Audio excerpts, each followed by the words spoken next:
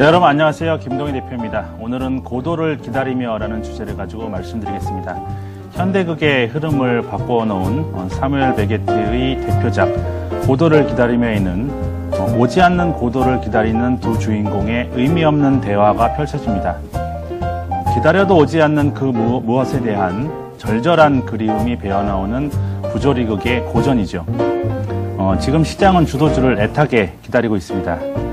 침체된 시장을 타개할 그 무엇에 대한 희망을 투자자들은 찾고 있는 것이죠. 삼성전자 중심의 IT와 현대차 중심의 자동차 관련주들이 제사장의 주술과도 같이 투자자들의 입에 회자되고 있는 그러한 상황입니다. 투자자들이 원하는 주도주는 기다려도 오지 않는 고도와 같은 존재인지 아니면은 이미 우리 곁에 와 있는지 이제 존재감을 드러낼 그 순간이 임박한 시점입니다. 예, 첩첩산중이란 말 있죠. 한마디로 산 넘어 산. 지금 어떤 문제를 해결했을 때 하나하나 고비가 계속해서 나왔을 때 좀 어려운 상황을 일컫는 말입니다. 지금 증시가 그렇지 않나 싶습니다. 사실 어제 같은 경우 50포인트 급락을 했지만 전혀 예상하지 않았던 중국발 악재가 통해서 또 시장이 하락을 했고요. 유럽에 대한 부분들이 기대감이 좋게 또 형성되나 싶더니 또 연기에 대한 얘기가 조금씩 들리고 여러 가지 루머들이 지금 판을 치고 있습니다. 여러분들 결국 등산해보신 분들이 많이 있겠지만 산 넘어 산을 계속 넘어서 더 높은 산을 올라가야 그 정상의 기쁨을 알 수 있듯이 앞으로에 있는 악재 하나하나를 또 같이 넘어가시면서 좀 큰 수익을 달성하시는 주식시장을 기다리는 마음으로 한번 같이 나눠봤으면 좋겠습니다. 네, 이예림 SS 본격적으로 시작하겠습니다. 여러분 한 주 고생 많으셨습니다. 오늘 마감 보면서 그래도 안도의 한숨을 쉬셨겠죠. 주식시장에서 가장 위험한 달은 10월이라고 합니다. 12월, 5월, 7월, 8월, 1월, 4월, 9월, 6월, 11월은 투자에 상당히 위험하다. 3월도 마찬가지다. 아참, 2월도 반드시 경계할 필요가 있다.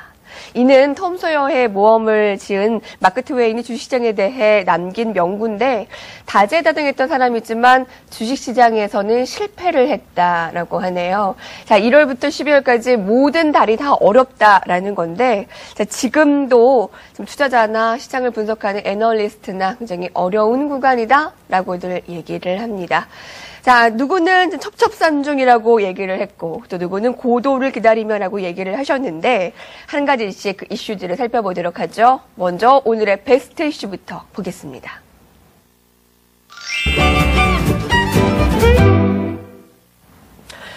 어제 굉장히 놀랄 일이었지만 그래도 더 이상 추가 하락 없이 오늘 반등을 시도했는데 기술적 반등 수준에 그치는 것인가 아니면 어제 하락이 과도했기 때문에 어제는 단지 쉬어가는 것이었는가 김동희 대표님께서는 어떻게 판단하셨는지요? 우리 이예림 아나운서께서 마크 트웨인 얘기를 해주시니까 갑자기 뉴턴 생각이 났네요. 마크 트웨인도 주식 투자에 똑똑한 사람이죠. 그렇지만 주식 투자에 실패했는데 머리 좋은 사람이 주식 투자에 성공하는 경우는 별로 없는 것 같습니다. 만유 인력의 법칙을 만든 계몽주의 시대의 천재 중에 천재이죠. 뉴턴이 말년에 주식 투자에 실패한 다음에 이런 얘기를 했습니다. 천체의 모든 움직이는 물체는 자기가 센티미터 단위로 다 정확하게 계산을 해낼 수가 있는데 이 주가의 움직임은 도저히 알 길이 없다라는 유명한 말을 했는데 또 워렌 버핏은 이런 얘기를 했죠. 피터 린치도 마찬가지고요. 머리 좋은 사람의 순으로 주식 투자에 성공했으면 자기는 신문팔이나 하고 있었을 것이다. 워렌 버핏이 12살 때 워싱턴 포스트를 돌려서 처음에 시드머니를 마련하지 않았습니까? 그래서 그거를 빗대서 한 말인데, 피터 린치도 이런 얘기 했어요. 투자하는데 필요한 IQ는 80이면 충분하다.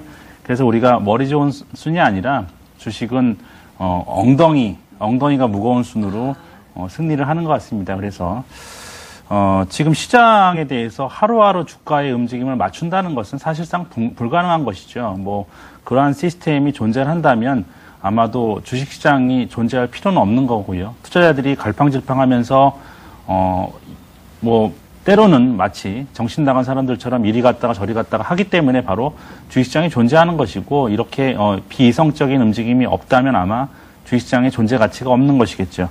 어제의 하락을 본다면 뚜렷한 이유는 없습니다. 사실 이런저런 이유를 갖다 붙일 수는 있겠지만 그것이 충분한 이유가 될 수 없었던 것 같고요. 그렇기 때문에 오늘 아침에 제가 머니투데이 방송에서도 장 시작하기 전에 어제는 특별한 매도 주체나 매도의 이유가 없이 시장이 우려감, 어떠한 것에 대한 우려감, 최근 들어서 올라갈 때는 기대감, 떨어질 때는 우려감, 이렇게 감에 의존하는 이러한 증시죠. 이런 부분 때문에 급락을 했기 때문에 시장은 어제 하락폭은 되돌려질 것이다 라고 이렇게 말씀을 드렸고요. 그런 움직임이 오늘 나온 것이다라고 좀 볼 수가 있겠습니다. 그러니까 오늘의 반등은 어제의 과도한 이유 없는 우려감에 대한 기술적 반등이다라고 보시면 될 것 같아요. 네. 삼성전자를 중심으로 한 IT주의 반등의 연속성에 대해서 궁금하실 텐데 잠시 후에 업종 얘기를 할 때 들어보도록 하고요. 수급 외국인들은 매도로 일관했어요. 오늘 좀 매수가 더 들어왔으면 좋았겠지만 연기금이 그나마 좀 방어의 역할을 했는데 더불어서 좀 설명을 해주시고 마감 현황을 같이 짚어주신다면요. 예, 사실 지금 최근 외국인들은 크게 포지션을 가져가는 것 같지는 않습니다. 어제 1,000억 정도 그리고 오늘 한 2,500억 정도 매도가 나왔습니다만 예전엔 8월달, 9월달 초반처럼 강력한 매도 자체는 좀 없어진 것 같고요. 시장이 아무래도 소강 국면을 가져가니까 포지션 자체를 놓고 관망하는 부분이 아닌가 싶습니다. 실제로 그 유럽 회의가 이번 주말에 또 있고 26일 날에도 있을 예정인데 말씀드렸다시피 아직 거기에 대해서는 정치적인 리스크들이 상당히 많이 있기 때문에 이 부분을 아무도 예측할 수가 없습니다. 따라서 지금 그 부분에 대한 예측이 안 되는 상황이기 때문에 외국인 자체도 어느 정도 시장에 대해서 관망세를 띠고 있지 않나. 따라서 외국인들의 그 강력한 매도 자체가 없는 상황에서 그런 이제 연기금에서 강한 매수가 시장을 받치는 연동력으로 작용을 하고 있고요. 연기금 같은 경우는 지금 9월달 들어오면서부터 거의 하루 이틀 빼놓고 아주 강한 매수세를 보여주고 있습니다. 사실 그 연기금이 주식 비중 아직까지 봤을 때는 어느 정도 충분히 자금을 집행할 수 있는 여력이 있는 상황이기 때문에 거기에 대한 부분이 있는 것 같고요. 사실 또한 한 가지 보셔야 될 점은 여러 가지 우리나라에 있는 집단들 중에서 제일 주식을 잘하는 집단이 연기금이라는 거 한번 생각을 해봤을 때 연기금들이 강하게 매수했던 그분들은 거의 저점이 대부분이었습니다. 따라서 이런 부분들도 같이 참고를 하시면서 어느 정도 아무 이유 없이 매매를 하는 거는 아니기 때문에 좋은 쪽으로 좀 같이 보셨으면 좋겠습니다. 네. 오늘 증시 반등 이끈 업종들 볼까요? 건설업종, 그동안 부동산 시장의 회복이 느릴 것이다 등등의 이유로 그렇게 크게 긍정적인 얘기는 없었던 업종이었는데 생각지 못한 이슈가 들려왔어요.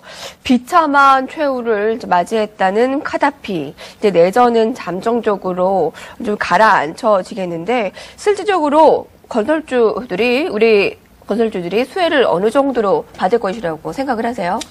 저는 근데 개인적으로 건설주 이제 해외 리스크에 대한 부분이 어느 정도 미리 반영되지 않았나 싶습니다.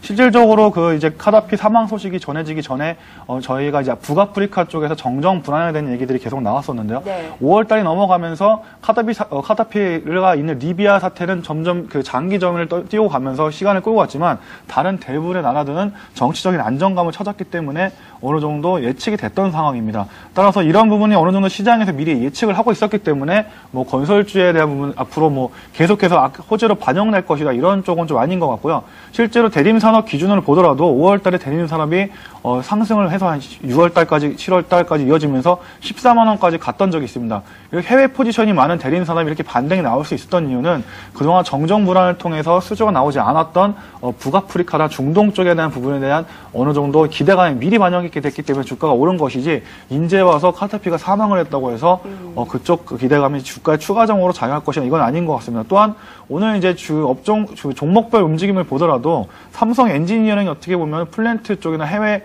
쪽 가장 수주가 많은 회사 중에 하나인데요. 그쪽 반등이 세게 나오지 않았다는 부분들은 앞으로 이런 부분을 볼 수 있는데 가장 큰 사실이 아닌가 싶습니다.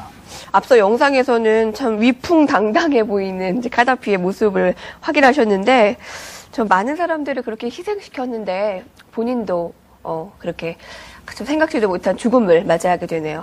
어제 약세 속에서도 유일하게 살아남았던 IT, 특히 삼성전자를 보고 저는 김동기 대표님이 굉장히 생각이 났습니다. 네. 자, 오늘까지 이어지는 이러한 강세를 보고 어떠한 변화가 느끼셨는지요? 어떻습니까? 글쎄요, 아직까지는 IT주가 시장의 주도주로서 완전하게 부각이 됐다. 좀 이렇게 좀 보기는 어려울 것 같습니다. 그 이유는 지난번에도 말씀드렸는데, 삼성전자가 이제 시장에서 꼿꼿하게 버텨줬죠. 어제 같은 경우도 사실상 시장이 2.7% 정도 어제 하락했는데 삼성전자가 어제 장중에 4% 가까이 올랐고요. 마감할 때는 2.3% 정도 크게 오르면서 마감했습니다. 오히려 삼성전자의 상승분을 제외한다면 시장은 3% 이상 아마 급락했을 것으로 보여지고 있고 50포인트가 아니라 뭐 60포인트, 70포인트 더 내려갈 수도 있었겠죠. 이 삼성전자의 흐름이 그동안 좋았고 다른 종목군들은 역배열 상태에서 이제 기술적 반등이 나오고 있는 부분이고 삼성전자는 이미 추세적 상승을 위한 준비를 하고 있는 이러한 과정으로 보여집니다. 그래서 IT주에 대한 흐름이 좋다라고 보다는 일단 삼성전자가 IT주를 좀 견인하고 있다라고 지금 보시는 게 좀 맞을 것 같고요. IT주가 주도주가 되었으면 하는 바람은 저도 있고 아마 모든 투자자들이 지금 갖고 있는 그러한 바람일 겁니다. 우리 시장 뭐 기관 투자자가 됐건 아니면은 개인 투자자가 됐건 제가 아까 제사장의 주술과 같다는 말씀을 드렸는데 주도주가 하도 안 나오다 보니까 삼성전자가 올라가니까 다른 IT주들까지 해서 좀 같이 올라갔으면 좋겠다라는 이러한 희망사항이 지금 시장에 좀 반영이 되고 있는 과정인데 이러한 부분들이 전환되기까지는 일단은 지금 가장 문제가 되고 있는 좀 글로벌 악재 부분이 내성이 지금 어느 정도 좀 반영이 됐지만 조금 더 안정을 취한다면 그 다음에 이제 지금 가장 강세로 좀 보였던 두 종목이 사실 업종이라고 하기보다는 삼성전자와 현대차 두 종목이 좀 그나마 대형주 가운데서 가장 좀 강세를 보여주었습니다. 그래서 나머지 IT의 다른 종목들 그리고 현대차를 제외한 나머지 자동차 종목군들이 이 종목들을 추종해서 가는지 여부를 좀 확인하신다면 이제 주도주 여부가 좀 가려질 것 같고요. 그 부분들은 제가 계속해서 말씀드렸지만, 저항대, 최대 매물대인 1850에서 1900포인트를 돌파하는 과정, 즉 1900포인트를 돌파하는 과정에서 가장 센 업종이 주도주가 될 가능성이 많다라는 부분들이니까 너무 조급하게 생각하지 마시고, 너무 서둘러 생각하지 마시고, 1800포인트를 내려오면은 비중 축소, 1900포인트를 넘어가면 그때 1900포인트를 돌파시키는 종목군들에 대한 비중 확대 이렇게 명확하게 좀 기준을 세우시고 뭐 뉴스에 매몰되지 마시고요. 뭐 하루하루 지금 뉴스에 귀를 기울이다 보면 도대체 내가 무슨 투자를 하고 있는지 모를 때가 아마 여러분들 많으실 겁니다. 그러니까 시장은 끊임없이 올바른 방향성을 예측하지 못하도록 불협화음을 항상 들려주기 때문에 그러한 불협화음에 좀 귀를 닫으시고요. 제가 말씀드린 이 뚜렷한 원칙을 가지시고 시장에 대응하시면 될 것 같습니다. 저희가 베스트 이슈를 오늘 건설, IT, 이 초강세 업종만을 전해드렸습니다만 그 외에 차화정의 본격적인 반등의 시작이냐 이런 질문도 있었습니다. 두 분의 업종 전망과 전략은 잠시 후에 이 전망 시간에 자세히 들어보도록 하고요. 지금부터는 오늘의 월스트 이슈 넘어가도록 하겠습니다.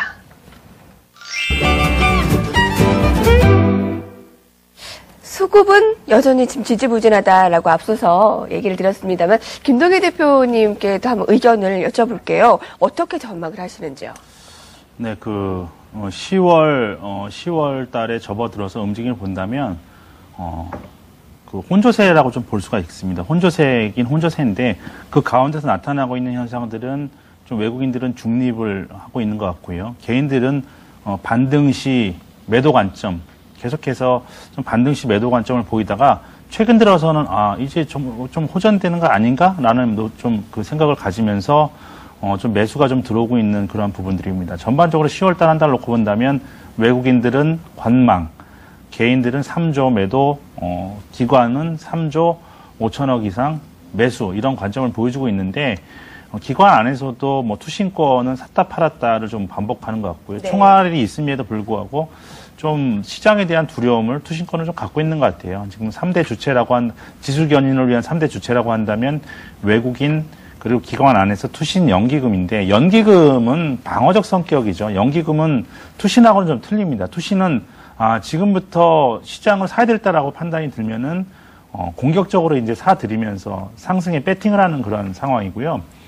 연기금 같은 경우는 돈을 많이 갖고 있기 때문에 이 정도 선에서는 이 정도 한번 사볼까 하고 방어적 수준의 매수를 하는 것에 불과합니다. 그래서 연기금의 매수세는 좀 방어적이다. 시장을 저지하는 그런 움직임은 보일 수 있겠지만 시장을 견인하는 움직임은 가질 수는 없고요. 투신과 외국인들이 강하게 사줘야만 시장이 올라가는 국면인데 투신도 혼조세 그리고 외국인도 혼조세를 보이고 있다라는 측면에서 본다면 공격적인 주체들이 매수를 하지 않는 원인은 무엇일까? 역시 주도주가 없기 때문입니다. 주도주가 존재를 한다는 것은 시가총액 주도주라는 것은 주도주가 올라가게 되면 반드시 지수가 견인이 돼야죠.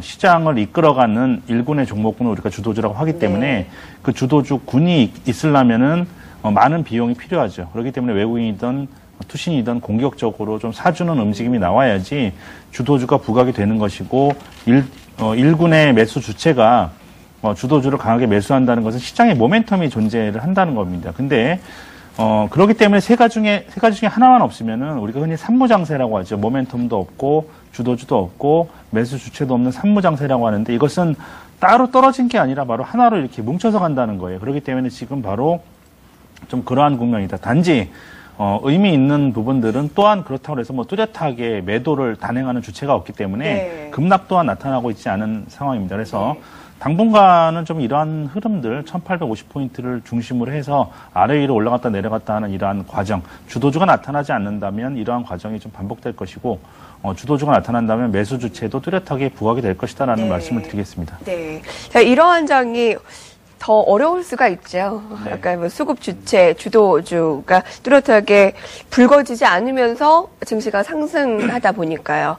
오늘 증시 상승 속에서 하락한 업종 종목도 있었습니다. STX 그룹주가 이렇게 좋은 장세에 10%가 급락했으니 거의 하한가나 마찬가지입니다. 분명히 STX 그룹 측은 사실 무근이다. 급락의 원인 우리는 사유가 없다라고 반박을 했습니다. 그런데도 낙폭을 줄이지 못했는데 애널리스트의 의견도 아주 나쁘지는 않았습니다. 워낙에 장기간 되었던 상황이고 자체적인 여력이 있기 때문에 오늘의 급락은 과도하다라는 평가를 했거든요. 어떻습니까? 정재훈 대리님? 네, 지금 뭐 개인 투자자분들한테는 상당히 좀 곤혹스러운 상황인데 그렇죠. 사실 뭐 개인 투자자분들은 이 그룹들의 회계에 대해서 전반적으로 다 알 수 없지 않습니까? 따라서 이런 것까지는 전혀 예측할 수 없는 상황인데 가지고 이 종목을 좀 보유하고 계신 분들 같은 경우는 좀 난감한 상황이 아닌가 싶습니다. 오늘 뭐 내용에 대해서는 다 알고 계시겠지만 셀트리온 같은 경우 이제 압착을 해서 얘기를 하자면 이번 임상 실험 자체가 현실화돼서 판매로 이어지지 않을 경우에 지금 갖고 있는 자산의 상황으로 봤을 때 대규모 회계 손실이 있을 것이고 이것이 회사에 영향을 줄 수 있는 부분이 있다라는 얘기가 나오면서 좀 급락하는 부분이 있습니다. 근데 한 가지 저희가 확실히 해줘야 될 것은 아까 이제 이혜림 앵커님께서 그 프로 시작하면서 말씀하셨지만 주식이 제일 싫어하는 게 불확실성입니다. 외국인이나 기관 입장에서는 지금 셀트리온 자체에서는 아니라고 계속해서 반대를 하고 있지만 그 내용 자체는 뜯어보기 전까지는 아무도 모르는 상황이기 때문에 굳이 그 종목을 안고 가야 될 필요는 없습니다. 다른 종목으로도 수익을 낼 수가 있는 부분이 있기 때문에 이런 리스크를 안고 가지 않으려고 하고 있는 거고요. STX 같은 경우도 사실 조선계 미래셋이라고 할 정도로 짧은 기간에 좀 큰 성장을 이룬 좀 기업 중에 하나입니다. 따라서 예전부터 자금 현황이나 이런 불안정에 대한 얘기들이 계속해서 오고 간 부분이 있는데요. 한 가지 확실한 점은 내일 월요일날 5%에서 10% 반등이 나올지는 아무도 알 수가 없지만 앞으로 기관 쪽에서는 이 두 종목에 관련된 업종에 관련된 종목들은 터치하는 데 조금 좀 리스크하게 볼 것이라는 부분이고 예전부터 계속해서 그런 얘기가 나오고 있는 두산 그룹 같은 경우 어느 정도 주가가 올라가다 보면 갑자기 급락하는 경우가 나오는데 따라서 이런 수급적인 영향도 무시할 수가 없습니다. 따라서 제 생각에는 굳이 신규를 편입하시려는 분들이 있으면 더 시간을 두고 지켜보시는 게 나을 것 같고요. 가지고 계신 분들은 올라가면은 다 어느 정도 정리하고 나오시는 게 좋지 않나 그렇게 말씀드리고 싶습니다. STX건 셀트리온이건 곤욕스러운 상황인데 꼭 리스크를 안고 갈 필요 있느냐라는 의미네요.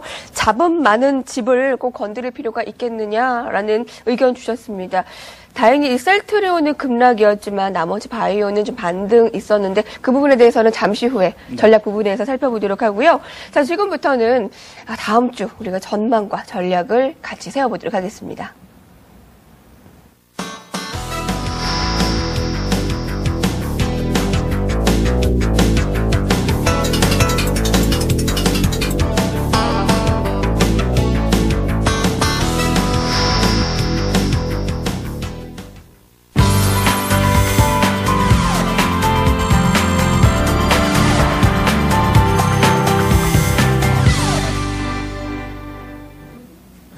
안녕하십니까, 플래너였습니다. 이번 주 증시가 상승과 하락을 반복하는 널뛰기 장세를 나타냈습니다. 어제 급락에 이어서 오늘은 또다시 반등하는 모습을 보여줬는데요. 과연 다음 주에는 변동성을 줄일 수 있을지 SS 패널들의 국내 증시 전망을 통해서 확인해 보시죠. 네, 오늘은 IBK투자증권 삼성동 지점의 이문주 대리와 동양종금증권 종로 지점의 이모세 팀장 이 두 분의 의견 들어보겠습니다. 첫 번째 전망부터 살펴보시죠. IBK투자증권의 이문주 대리는 지수 하락을 예상했습니다. 예상 밴드는 1780에서 1800포인트입니다. 투자 플랜을 살펴보면 EU 정상회의가 23일에 이어서 26일에 한 차례 더 개최되는데요. 회의가 마무리될 때까지는 변동성이 심해질 것으로 전망했습니다. 시장이 업종별 순환매 양상을 보이기 때문에 단기적인 매매 전략이 유효하다는 의견입니다. 이문주 대리의 관심 업종은 정유주와 IT주입니다. 버릴 업종은 철강주와 금융주를 선정했습니다. 네, 다음은 동양종금증권 종로지점 이모세 팀장의 전망입니다. 반대로 지수 상승을 예상했고요. 예상 밴드는 1830에서 1870포인트로 잡았습니다. EU 정상회의에서는 유럽 재정 안정기금의 규모 확대 여부와 그리스에 대한 독일과 프랑스의 조치 내용에 주목해야 한다고 말했는데요. 기존의 EU 정상회의나 G20 정상회의보다는 안건들이 구체화될 가능성이 높다고 예상했습니다. 하지만 섣불리 예측해서 매매에 나서기보다는 EU 정상회의에서의 정책 결정을 확인한 후에 매매하는 것이 바람직하다는 의견 주셨습니다. 이모세 팀장은 반도체 관련주에 대해 업황 회복이 기대된다며 긍정적인 전망 주셨고요. 반면 유통주에 대해서는 소비 둔화가 악재로 작용한다며 부정적으로 전망했습니다. 네, 지금까지 SS 패널들의 다음 주 전망 알아봤습니다. 출연자분들의 전망도 계속해서 이어집니다. 네. 다시 커진 변동성, 시장에는 다시금 이 경계감과 기대감이 좀 뒤섞이고 있는데 전망을 해보겠습니다. 먼저 김동희 대표님. 네, 뭐 아까 그 셀트리온 얘기가 나왔는데요. 네. 뭐 셀트리온에 대해서 모르시는 분들이 좀 답답해하시는 분들이 많을 것 같아서 뭐 셀트리온은 사라 팔라의 관점이 아니라 뭐 제가 알고 있는 부분을 좀 말씀드리면 도움이 될 것 같습니다. 셀트리온을 갖고 있는 외국인들이 굉장히 많죠. 비중이 30%가 넘게 외국인들이 갖고 있는데 아마도 최근에 이 일부는 뭐 외국인이 한 명이 아니기 때문에 분명 없이 뭐 차익 실현의 기회를 노리고 있던 외국인들이 있을 겁니다. 근데 제가 볼 때는 이 회계적인 문제 때문에 매도를 하는 것 같지는 않고요. 이 부분은 작년에부터 계속해서 셀트리온에서 이 부분을 해명을 하고 이 셀트리온의 대표이사가 직접적으로 인터뷰도 하고 여러 번 언급이 됐던 내용이거든요. 그렇기 때문에 이걸 모르고 대규모로 외국인들이 뭐 투자를 했을 것 같지는 않고요. 이 부분이 단지 근데 호재는 아니죠. 호재는 아니고 시장에 우리나라에 이제 불거져 나온 이유는 뭐냐면 외국에서는 흔하게 이용되는 이러한 방식입니다. 이 부분들이요. 그렇지만 우리나라에서는 이 바이오 시밀러라는 걸 이제 경험해 본 적이 없기 때문에 거기서 나온 좀 오해입니다. 그래서 이 부분이 회계상의 문제 때문에 매도를 하는 것 같지는 않아요. 그렇지만 좋은 내용은 아니죠. 그렇기 때문에 굳이 여러분들이 지금 뭐 셀트리온을 들어가실 필요는 없겠지만 네. 가지고 계신 분들이라면 지금의 관점에서 본다면 저는 오히려 이제 11월 달에 좀 임상이 나오지 않겠습니까? 근데 임상 결과 나오면 모든 것이 다 이제 판명이 되는 부분들인데 임상의 마지막 단계에 돌입을 하게 되면 환자들한테 하게 되는데 그 병원에서 임상 결과를 알려주지 않습니다. 그렇지만 그 징후를 우리가 볼 수 있는 게 있는데요. 성공이냐 아니냐. 만약에 지금 정도 되면은 거의 결과가 이제 나왔을 텐데 만약에 지금 그 예후가 안 좋다고 그런다면 임상 대상에 대한 축소라든지 여러 가지 아니면은 임상을 그만하겠다라는 이러한 코멘트가 나올 텐데 오히려 임상의 표본을 늘리겠다 이런 얘기들이 지금 그 병원 측에서 나오고 있는 걸로 봤을 때는 뭐 긍정적인 결과가 나오지 않겠느냐 이렇게 조심스럽게 좀 말씀을 드리고요. 네. 그리고 바이오 시밀러 전 세계에서 이제 시작하는 부분인데 지금까지 전 세계에서 15개 바이오 시밀러 제품이 임상을 마쳤습니다. 그런데 한 번도 그 결과가 실패로 나온 경우는 없다라는 부분들 좀 말씀드릴게요. 투자에 좀 도움이 되실 것 같고요. 바이오 관련 나머지 종목군들은 뭐 등락이 있겠죠. 그동안 뭐 메디포스트 같은 경우는 어디서 조정을 받아도 자연스러울 정도로 많이 오르지 않았겠습니까? 뭐 계속해서 올라가는 종목은 없으니까요. 단지 바이오 이 산업은 뭐 이제 시작하는 단계입니다. 그렇기 때문에 뭐 쉽게 사그러들 그런 부분들은 아니기 때문에 계속해서 관심권에 두고 보시면 좋을 것 같습니다. 네. 자, 그리고 이제 지수와 좀 더 전략 부분에서 간단하게 얘기를 해주신다면요. 네, 뭐 아까도 말씀을 드렸지만 지금은 그 시장의 뉴스에 귀를 기울이다 보면요, 제가 지난번에 뉴스의 홍수가 뉴스의 홍수기 때문에 잘못하다가는 뉴스에 익사될 것 같다 이렇게 말씀을 드렸는데 거기에 매몰되다가는 정작 내가 해야 될 투자의 원칙을 까먹고 우왕좌왕. 어제 같은 경우도 만약에 안 좋을 것 같다 그래서 팔고 나면 아마 오늘 뭐 시장이 갭상승하면 또 넋놓고 있든지 아니면 추격 매수를 하게 되든지 뭐 이런 상황이 지금 전개가 되고 있기 때문에 오히려 좀 단순하고 명확하게 자기의 투자 원칙을 세워야 된다고 보고 있습니다. 네. 펀더멘탈이 아니라 센티멘탈에 의해서 시장이 움직이고 있기 때문에 이럴 때는 일정한 기술적인 일정한 기준을 갖고 대응하시는 게 좋거든요. 그래서 제가 말씀드리는 부분들은 절대적인 지수가 아니라 그러니까 1800포인트 정도 선, 1900포인트 정도 선 어느의 상단부 하단부를 돌파하냐에 따라서 여러분들이 비중 축소 확대를 결정하시고 그 안에서의 변동성은 이겨내야 될 구간이다라고 말씀을 드리겠습니다. 네. 정재훈 대리님. 저는 한 가지 짧게 비유를 통해서 말씀드리고 싶은데요. 선생님이 숙제를 내줬는데 이 학생이 10월 말까지 숙제를 하겠다고 장담을 했습니다. 근데 막상 숙제가 끝날 날이 다가오니까 시간이 너무 부족해서 할 시간이 없습니다. 그래서 선생님한테 이틀 정도 더 시간을 달라고 지금 얘기를 하는 상황입니다. 여러분들 그 숙제를 안 하면 어떻게 됩니까? 선생님한테 매를 맞죠? 한마디로 지금 유럽 시장에 대해서 어느 정도 이걸 해결하겠다고 얘기해 놓은 상황이지만 또 지금 연기가 될 수도 있는 상황입니다. 만약에 이제 그 주말에 이어지는 회담에 대한 결과가 구체적인 안건이 나오지 않는다면 어쩔 수 없이 시장은 단기적인 충격을 겪을 수밖에 없습니다. 따라서 이런 부분들을 어느 정도 26일 전까지는 변동성을 예측할 수 없기 때문에 현금적 자산을 가지고 계신 분들은 계속해서 관망을 하셔야 될 것 같고요.